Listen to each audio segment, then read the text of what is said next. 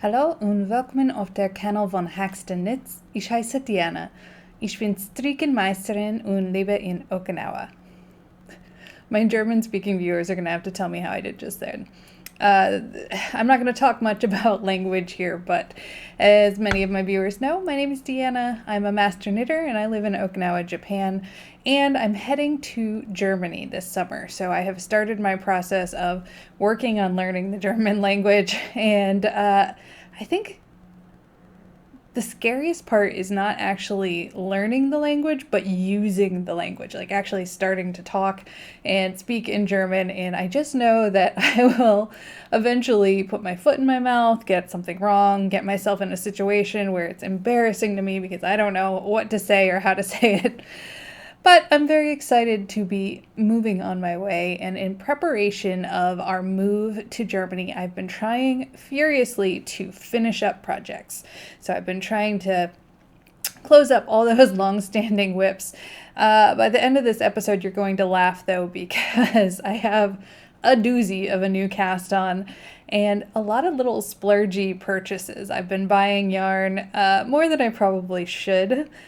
So I look forward to showing you all of the yarn that's currently sort of piled around me off camera and my newest cast on. So let's get started.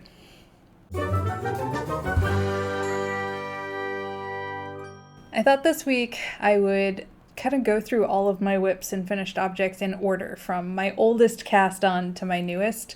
Some of these have been kind of hiding for a long time. So, of course, this is in one of the project bags that I made, and I'll put a link in maybe up here showing the tutorial I used, because I am not super good at sewing. I am not a seamstress, but I did manage to get this thing done. It is made out of some fabric that I purchased locally that is just beautiful. So anyway, link to that above. Let me show you what this is. So this project, I am not sure if I'm even going to finish. Truthfully. It's a little tank top. This is actually the back side of it. And this is the front with these little ties that you're going to tie on. This is knit out of a Japanese yarn that I purchased locally. So this is UV cotton. And I bought it at Pandora House, and the pattern is called Avril. And it's just a cute little summer tank top. I'm laughing right now because when I was joining this top part, I said to myself, be careful, you don't want to twist anything. And yet, I still managed to twist this part of the strap. So I'm going to have to do a little bit of sweater magic here. So my plan is actually to just go ahead and cut this and then graft it back together after I untwist it. But I think it's going to actually work out just fine because these straps ended up just a little bit too long on me. I think you can probably tell just from me holding this up that that's not really where it should be. It should be kind of more up here. So I do plan to take out some of the length of these straps anyway. So it's working out just fine. I have to admit, I'm not in love with it. Do I love it? No, I don't love it. I really just wanted to buy some local yarn and use it, and I bought all of this yarn just on a whim with no plan in mind. So we'll see. We'll see how this goes. It should come together fairly soon, and of course it is warming up here in Okinawa, so I do look forward to having something lightweight to wear. I'm going to show you the label real quick if I can find it in here. Oh, I can. The reason I'm showing you this is I could not find this yarn on Ravelry at all. I usually link all of my stash yarn in Ravelry. So what I will show you, I'll have to take a picture of this for you. Oh yeah. Yeah, I'm going to have to take a picture of this for you. But this is the label for the UV cotton. It is 98% cotton, and then the lighter color has 2% polyester, and that's because it has... Oh yeah, no, that's the darker one. So the darker one is 98% cotton, 2% polyester. And the lighter one, those numbers are a little bit different because there's some lame in there, a little bit of sparkle, if you can see it. So I hope you like that. Okay, get back in your bag. Let's check out the next one. So I think this is my next oldest project. So this is going to be very easy to spot. Some of you know this designer immediately. This is the Nordiska pattern by Caitlin Hunter, and you're probably thinking, wait, I've seen this as a finished object before on the Hacks to Knits channel, and you're correct. I made some modifications to this guy. So this pattern, as it's designed, is supposed to be sort of a cropped, shorter sleeve, and I did originally make it that way, but as I was wearing it, I was really realizing that it wasn't for me. I really wanted more length. I was constantly kind of pulling on it, and I wasn't very happy with the bind off for the sleeve. I found that it was a little bit too tight. So I did go ahead and pick out the bind off for the bottom and both of the sleeves, and I just knit a few more inches of ribbing. It's funny, you can really see, so of course this top section was blocked at one point, but the bottom I picked up and knit and it hasn't been blocked, and you can actually really see that difference. Is it let's see, right in here you can tell it's kind of rough, and I think that'll even out once I have done blocking it. The yarn I used for this orange yarn is the Mominoki fin wool yarn, which is the colorway Cinnamon, and this gray is also that same yarn in the colorway Shadow.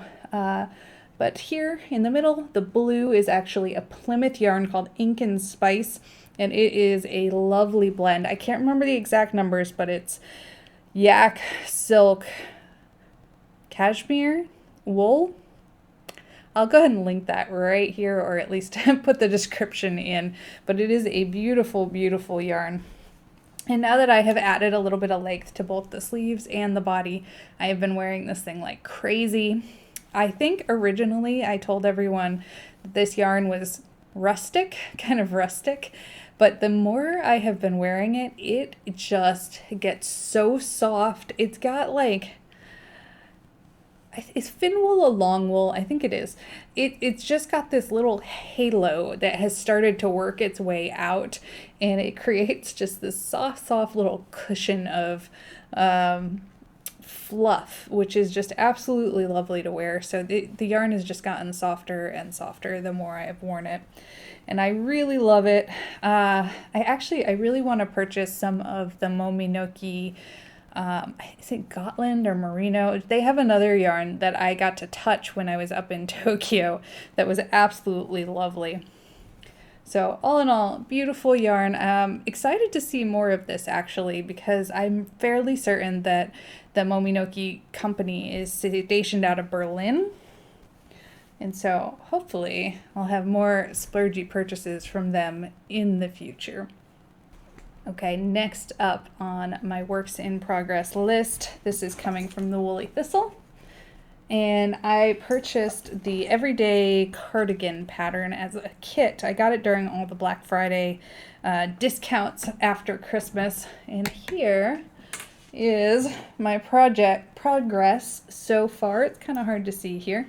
The yarn for this is the Roma alpaca lin. So this is a linen and alpaca blend, and it's actually really nice. I like that there's no plastic in this. There's no acrylic, nylon, polymer, polyester. Anyway, but it is unfortunately a little bit shaggy. It does shed on me. I'm sort of constantly covered in fluff while I'm working on this. I'm assuming that after kind of an initial shedding period that will settle down. But I'm a little bit nervous about how it's going to wash. You know, do I dry clean this? Do I mean, I hand wash all my knits anyway, but I just kind of feel like this fluff is going to mat up and not be quite as pretty once I am done with it. So just to give you an idea, I have, of course, this is the body, and I have one sleeve almost all the way done. I have not picked up yet for the second sleeve, and this is not the final length of this body. I knit until the point where you're supposed to go down a needle size and knit smaller. I laugh looking at this. If you had told me 10 years ago when I'd already been knitting for probably 12 years at that point, that at some point I would be knitting, a fingering weight cardigan in 1x1 rib. I would have laughed in your face because ribbing was so slow and, it's so small and the yarn is so teeny and that would take forever. I definitely remember that point in time when I thought socks were just way too much work, so much knitting. How could anyone possibly knit socks? And now here I am knitting something like this. But it's definitely been slow going, but definitely enjoyable. This has come with me in my car, and anytime I have some downtime, I just sort of plug away on it.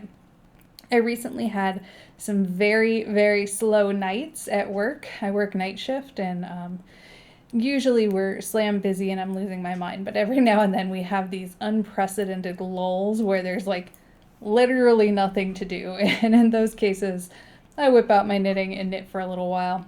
That is the salary life for you. In hourly life, they would just, send you home and that was that. But I'm rambling. Anyway, so here is my progress on this guy. I did buy some really cute little buttons for this. This is, again, all from the Woolly Thistle. I bought these beautiful little bumblebee buttons to use on the cardigan, and I'm really looking forward to those. I'm kind of debating whether I'm actually going to make buttonholes and use them as such, or if I'm going to put sort of decorative buttons on and put little hooks in the back or snaps in the back to hold it together. I really, really hate when you put a button through and it kind of pulls in gaps. And I think what I want to do instead is do a hook fastener where I can really lay that button band down flat when it's joined. So we'll see. That's something that I'm probably going to swatch and practice a little bit. And that's, of course, also nice because I can take that swatch and put it through the wash a few times. The hand washing, don't get me wrong, I'm not going to put it in the washing machine and see how it goes. So that is that. This one I probably won't have done before I move this summer. Maybe I'm wrong, maybe I will, but we'll see. Oh gosh, show and tell feels kind of funny. I'm used to having content to give you, right? And now it kind of feels like all show and tell time. I did show you guys this the last episode, and I haven't had very much work done on it yet. But this is the Esther Pullover, and I am knitting it in Juniper Moon Farms Patagonia. That's this dark color. And then the lighter colors, these are some locally purchased yarns. It's the Daruma Airy Alpaca. And yeah, not too much work. I'm actually a little bit nervous because I think this is the last ball of yarn I have. I really thought I had more, and the more I think about it, I can't find the other ball of yarn for this. So this one may end up getting kind of an extended period taking a nap while I wait for some more yarn to come to me. And of course, as I'm showing these off, several of them have the Knitting Barber cords in them. I have totally fallen in love with these. They're just really, really nice stitch holders. Every time I talk about these, I feel like I'm advertising for them. I'm not, okay? If they want to send me a sponsorship deal, I'll take it. But these are just kind of nice little, I am assuming they're silicone or some sort of rubber material that you can actually just slide onto the tip of your needle and then slide all your stitches onto the cord. And as soon as I did this once for a sweater, I knew I needed 100 more of these. So I actually bought, I think, 4 sets. Maybe 3. I think I have brown, green, and blue cables. And I currently have, I think, all of them employed into projects that are on the needles. If you don't know what I'm talking about, this is the Knitting Barber. And their cords, yeah. They come with 3 of these beautiful cords in each kit, which is perfect for the armholes and the bottom part of a sweater if you want to try on your sweater or if you just want to use it as a stitch holder. This is, of course, the Silver Shed. It's a beautiful bag that I have had forever, which I always have to show you. I think more and more it's getting popular to find these bags with like the nice knitted printed fabric on them. But what really sold it for me was that the inside is a reverse stockinette printed fabric, which just makes me so happy. It makes me giggle every time I see it. I really should buy at least like 3 more of these because I love them. But I told myself no more project bags. This might be controversial, but I have a rule that if I run out of project bags, I can't cast on a new project. So as a result, I have to have a fairly fixed number of project bags. And then once they are full, I have to make a decision to either finish a project or frog it. There's no, taking a project out. I have to make the decision one way or another before I can cast on another project. So let's show you another. Oh my gosh, we're getting there. We're getting through the list. Since I saw you last, I have a pair of socks done. This is, of course, the Pairfect sock, which is a clever name for a sock yarn where it is dyed and it comes with these kind of yellow sections. You don't see them here, but basically this ball of yarn, when you buy it, there's a yellow section and it's an indicator that this is where you're going to start knitting. So as soon as the yellow section is passed, you kind of cut that out and put it away. You will cast on. And these come with instructions, but basically you work your cuff for one color and then move on to your pattern until you hit your cuff color again.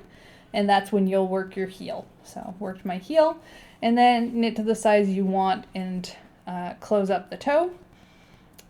Then what you're going to do is you're going to kind of feed through your yarn, pull out your yarn until you hit that yellow indicator again. And that is how you know that it's time to start your next yarn. And you'll end up with two perfectly knit,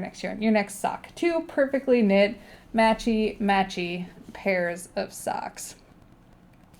For this one, I followed the Hermione's Everyday Pattern sock for the instructions and for the general stitch count, but I did not do the pattern.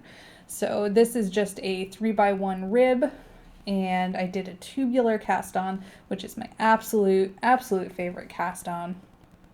And I did make one teeny tiny modification. You're probably seeing these stitch markers here. This is a decrease that I don't ever see it written into patterns, but I like to do it. So after you make your heel flap, let's get in order here. Heel flap. And then you're going to turn your heel, right? And then you're going to pick up along your gusset. And shortly after, maybe 2 rows after you've picked up this gusset, I start making these little decreases. And they're basically just 2 sets of decreases on each side to make kind of a nice cup, to cup your heel into the sock. I originally saw this written in a pattern book, which I will link below. It was an old 1800s pattern book for gentlemen's socks. And I did talk about this pretty extensively at the time that I was knitting this sock, but the sock was knit from that old 1800s pattern book and included, I think you can tell, there's just a little decrease right there after the heel. And I really like the way it turned out. So I've started trying to incorporate that into my more modern sock patterns. This one, I'm using the same yarn and the same needle sizes that I used for an old pattern of mine. It's in my Ravelry projects labeled as the Japanese traveling socks. And for some reason, I really don't know why, these just aren't turning out the same. They're looser. I think the way I knit has changed since the last time I knit a pair of socks following this same recipe. And I've been thinking about that kind of a lot lately, is the way that you knit. I feel like I incorporate a lot of different knitting styles, and I don't know if everybody does this or if it's just me. But I originally learned to knit, so I'm left-handed, right? I knit from left to right across the row. Originally learned to knit holding my yarn in my left hand and throwing. And then at some point, I switched to my right hand to pick. I actually know the exact point. It was the point when I started doing stranded color work because I wanted to be able to hold one yarn in each hand. And shortly thereafter, I switched to primarily knitting in this hand. And then I went from sort of like picking to kind of a lever knitting. Basically, the way that I knit has changed a lot over the years, and I find myself going back and forth among these different styles of knitting, especially if I'm going to spend a really long time knitting and your hands start to get tired. I'll kind of, this hand will start to get tired, so I'll just throw my yarn back into this hand and keep going with that yarn. Or depending on what the project is. So if it's just straight stockinette, I hold my hand one way. But if it's more of a complicated pattern, I'll hold my yarn another way just to give myself more control. And I think that's really interesting. I don't know if a lot of other knitters do this. It's learning different ways to knit and keeping them in your toolkit to use them for specific purposes. But what I have noticed is I do have a slightly different gauge depending on how I hold my yarn. And I think in this case, this sock turned out a little bit looser, a little bit drapier than I really want for a sock. And it is because I have changed the way that I hold my yarn. Either way though, these actually fit just fine. And I think once I wash them a few times, socks like these I do throw in the washing machine. They don't go in the dryer. They get kind of flung over the railing in the bathroom and drip dry. But sometimes those will snug these up just a little bit, and I think that's going to be just fine. So there we go. Is this my second finished object? We got to keep a running track here. So we've had two WIPs, 2 finished objects, and now I'm going to show you finished object number 3. I'm kind of ashamed to show you these. And the reason is that I have been wearing them around my house like crazy, and they're sort of catching all of the cat hair. And there's alpaca in them, and so they're also starting to, the alpaca's starting to kind of mat together with the cat hair. But this little booty project was so fast and so simple to work up, and I absolutely love the way it turned out. I'm hopefully going to put in some pictures here so that you can see them before they got all fuzzied and cat-haired. This was one of the patterns that I featured on my favorite sock pattern video, which I will link above for you. And the yarn is called Amble, and it's called an Easy Care blend of nylon, alpaca, and wool. So it's obviously a superwash wool. I'm thinking that this probably would not be a good choice for a sock, which is exactly what I knit with them. I thought, it's got nylon and it's easy knit, easy care, meaning like machine washable. But just in wearing them, I can see that these are starting to kind of mat, and I don't know how well they would hold up to some really long-term rough wear. But I absolutely loved knitting these. This pattern starts from the heel, which is really interesting. You do a nice little cast on here at the heel, and then you increase and work in the round up the heel. And then at one point you put half the stitches on hold and cast on. It's almost like casting on an armhole. And then you continue knitting in the round this way up your tube here. And they're absolutely, oh man, this is just like right up my alley of things that I want to be knitting. Just color work. I don't know if you can really tell. The color differences are subtle here, but I actually have 3 colors in this project. I have my dark, almost black, the cream color, and then there's also a contrast color of a brown that runs through the middle of each of these diamonds. And the contrast was kind of small, so hopefully you can see that. But of course these took almost no yarn and almost no time. So I do have 3/4 of a skein of the white and the black and pretty much a whole skein of the brown left to continue to play with, and I think I might use it instead of more socks for maybe a sweater, a pullover of some sort in the near future. These guys also feature a 3-color bind off, so you actually finish up right here at the very tip of the toe, and the last 3 stitches you graft together in 2-color grafted bind off. And I think I did a pretty good job, if I do say so myself. They turned out great. I have been wearing them around my house like a fiend, and the coolest thing about these is the chart. So the charts are, I mean, the whole sock is on the chart, and so you can follow the directions, but then you can create your own charts, which I thought was really cool. So what I did was, after I did these, I just kind of made my own follow-on charts in Excel, and then I grabbed a stitch book. In this case, it was the alternate stitch book, and I created my own, my own stitch pattern using their pattern. So I thought that was really cool. I am not going to cast them on right now, but I do think I'm going to be using a lot of my scrap yarn. I'm kind of looking past the camera at my stash right now. I have a habit of knitting socks and then sort of hoarding the leftover bits. I usually have leftovers because I have fairly small feet. And I think I can use some of those scraps to make my own little booties. I have been thoroughly embarrassing my husband by wearing these with flip-flops. Here in Japan, a lot of people wear socks and flip-flops, and I think that's because you are so frequently taking your shoes off. Like, if you go into a dressing room at a store, you take your shoes off. If you're going into a person's house, you take your shoes off. And there's quite a few places where you're asked to remove your shoes. I'm thinking of the izakaya near me. It's like a restaurant and bar, and you stash your shoes and don't wear them. So as a result, I have come to believe that it's perfectly fine to walk around your home with socks and flip-flops on, or walk around your neighborhood. My husband's always terribly embarrassed when I do it, but these look really cute with some flip-flops, and now I think I need an excuse to knit some more of them to wear around with my flip-flops. Please don't judge me, please. I get it. I don't think it's socially acceptable to wear your flip-flops and socks around. Okay.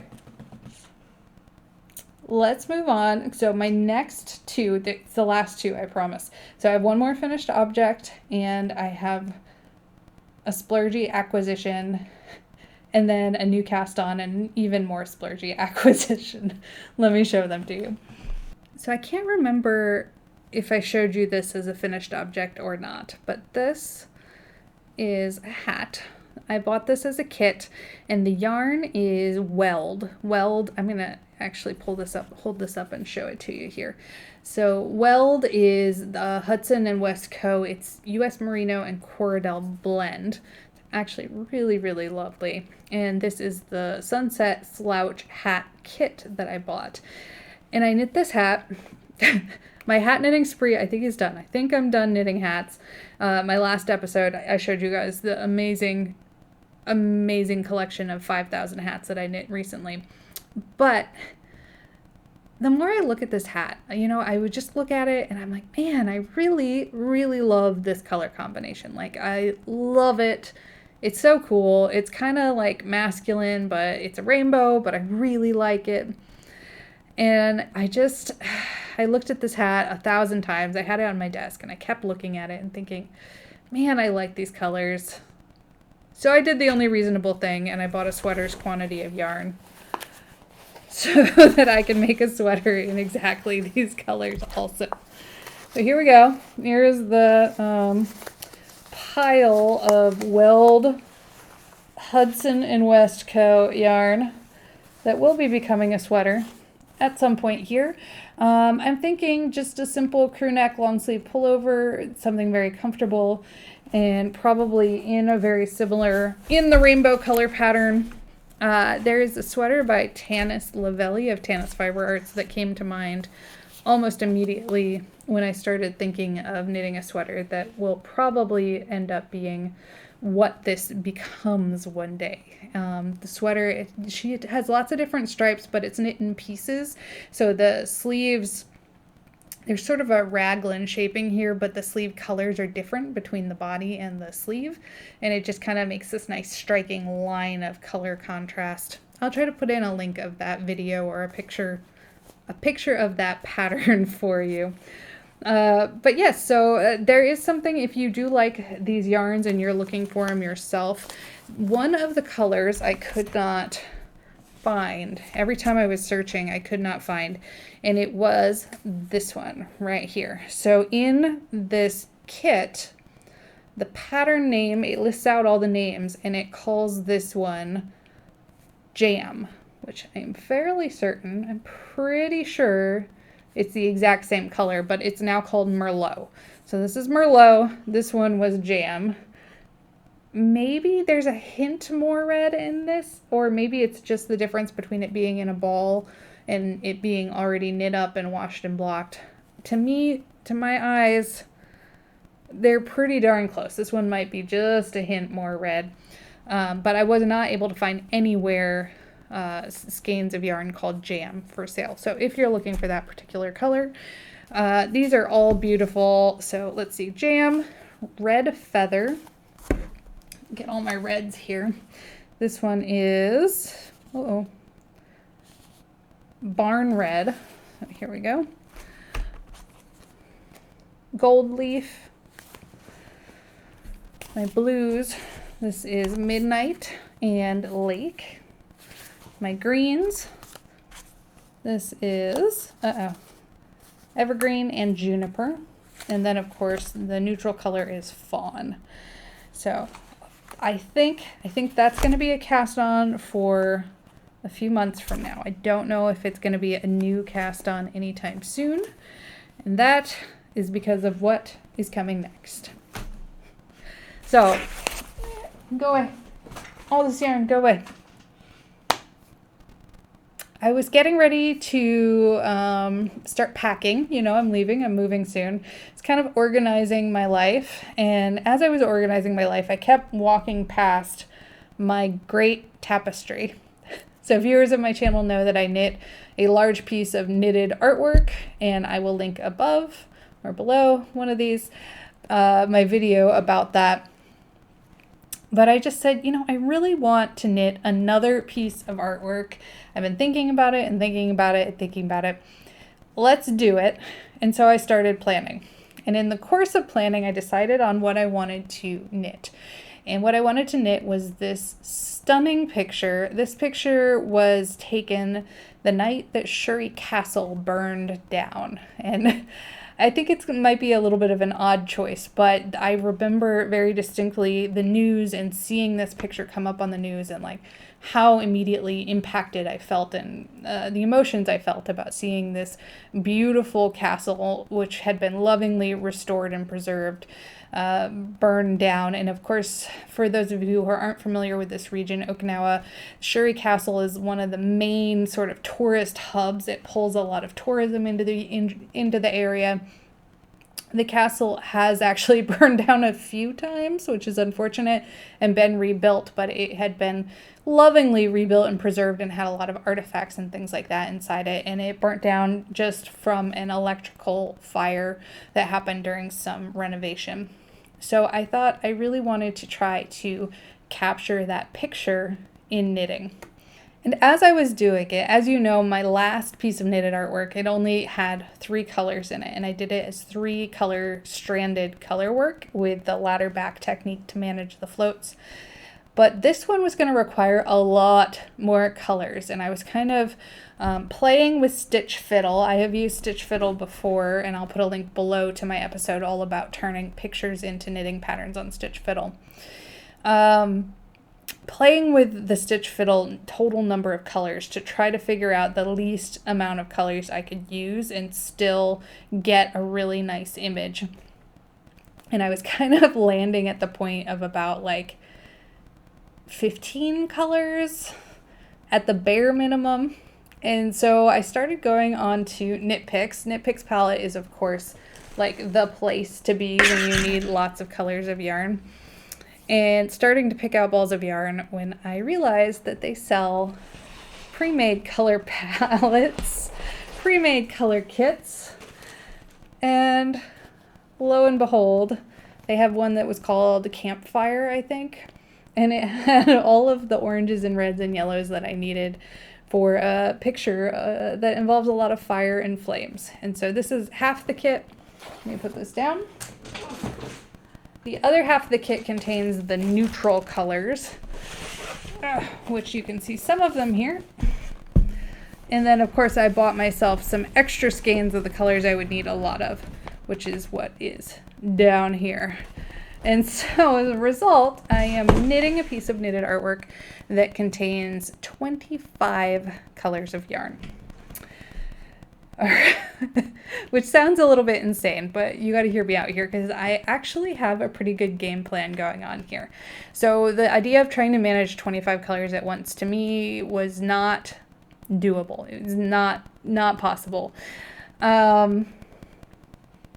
So this is how my game plan went.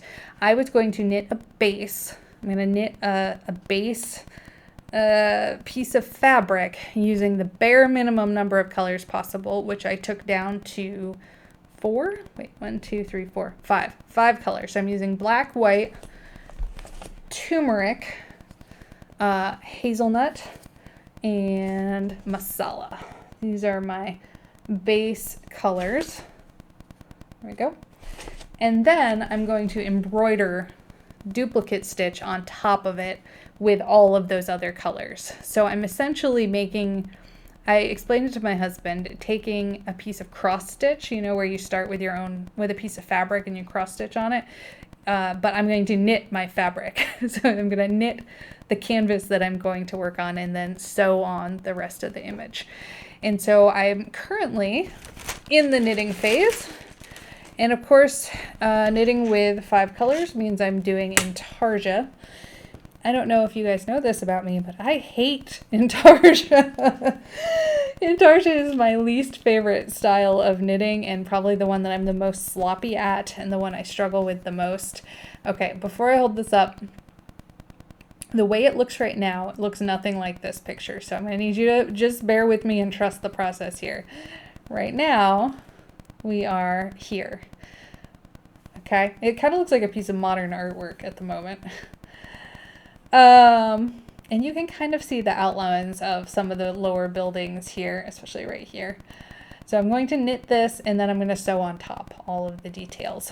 And I do want to tell you that it wasn't so easy as just plug the picture into Stitch Fiddle, select that you want it in 5 colors and go. That is what I did. That's what I did, and I printed it. So I printed 2 versions of this, one in 5 colors and one in 25 colors. And I'm knitting the pattern following the 5 colors. But let me pop up on the screen right now kind of a picture of one of the pages of the chart that Stitch Fiddle created. I think I ended up making about 25 pages of chart. And what I do is I cast on and I use stitch markers to indicate each page of the chart. So from here to here indicates 1 page of chart. And as you can see in this picture that I have next to me here, I could try to do like stranded color work, managing all 5 colors and put in all of these little details, you know, all of these little checks and dots. But I think that that would really make the fabric bulky and not stretchy. And I really wanted to do this in as clean as possible intarsia chunks. So I didn't, I'm just kind of going on the fly here, but basically anywhere there's a color section, I'm just picking which color is the main color of that section and just doing that.